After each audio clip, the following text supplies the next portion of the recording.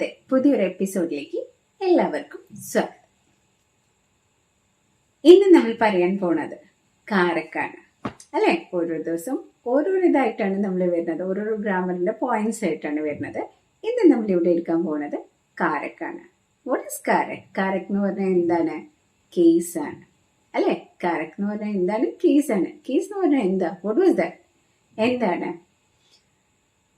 कारक किसे कहते हैं? कारक शब्द का अर्थ क्या होता है ना? क्रिया को करने वाला.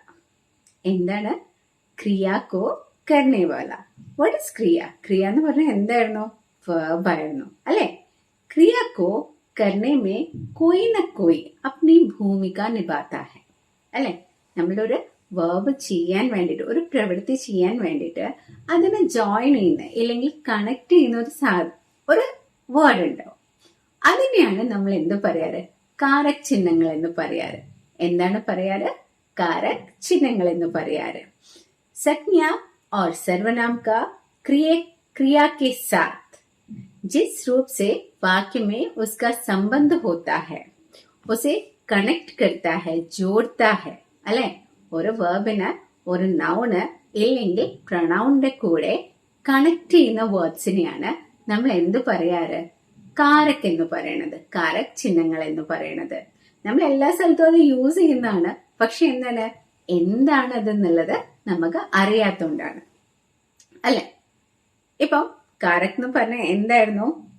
ഒരു സംജ്ഞ ഇല്ലെങ്കിൽ ഒരു സർവനാമിന്റെ കൂടെ അല്ലെ. ഒരു സംജ്ഞ ഇല്ലെങ്കിൽ സർവനാമിന്റെ കൂടെ ക്രിയ, ആക്ഷൻസ് നമ്മൾ എങ്ങനെ ചെയ്തു അതിനെ കണക്ട് ചെയ്യുന്ന വേർഡ്സ് ആണ് നമ്മൾ കാരക് എന്ന് പറയുന്നത്.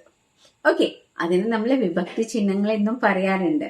जिन प्रत्ययों की वजह से कारक की स्थिति का बोध होता है उसे विभक्ति या परसर्ग भी कहते हैं.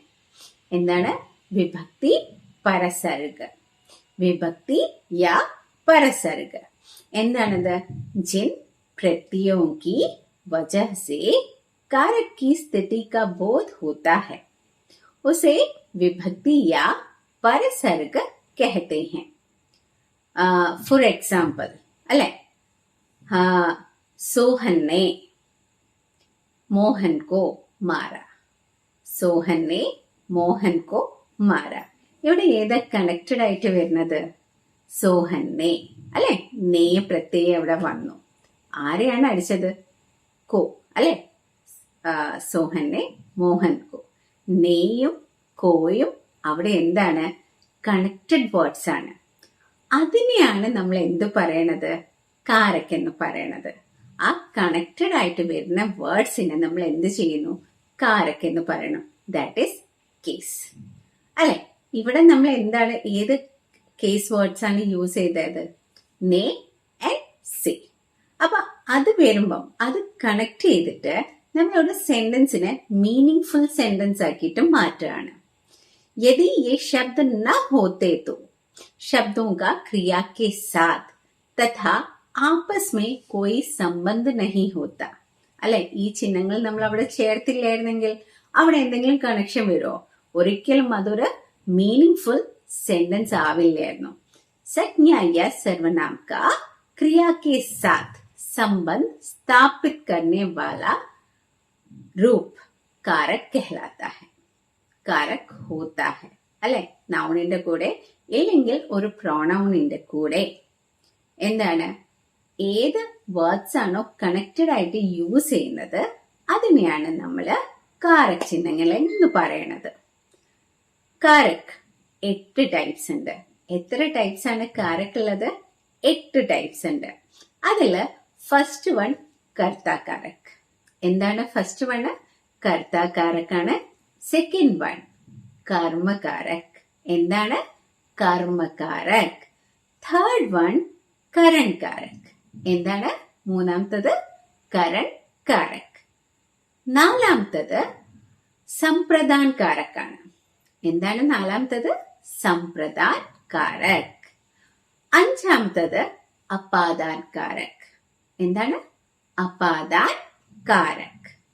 ആറാമത്തത് സംബന്ധ കാരക്കാണ്. കണക്റ്റിംഗ് അല്ലെ. സംബന്ധകാരക് എന്ന് പറഞ്ഞാൽ എന്താ, കണക്റ്റഡ് ആണ്. 7th വൺ അധികരൺ കാരക്കാണ്, കൂടുതൽ അല്ലെ, അധികരൺ. 8ാമത്തത് സംബോധനാണ്. സംബോധന എന്ന് പറഞ്ഞാൽ എന്താണ്, നമ്മള് മറ്റുള്ളവരെ വിളിക്കുക അല്ലെ. നമ്മളെക്കാട്ടും മുതിർന്നവരോട് നമ്മൾ എന്തെങ്കിലും പറയുമ്പോൾ, കാര്യങ്ങൾ ചെയ്യുമ്പോൾ അതിനെയാണ് നമ്മൾ എന്ത് പറയണത്, സംബോധൻ കാരക് എന്ന് പറയണത്. അപ്പൊ കാരക് എത്ര ടൈപ്സ് ഉണ്ട്, 8 ടൈപ്സ് ഉണ്ട്. നമുക്ക് ഇതേപോലത്തെ വീഡിയോസ് കാണാൻ വേണ്ടിയിട്ട് എന്ത് ചെയ്യണം, ഈ ചാനൽ ഷെയർ ചെയ്യണം, സബ്സ്ക്രൈബ് ചെയ്യണം, ലൈക്കും ചെയ്യണം. Thank you.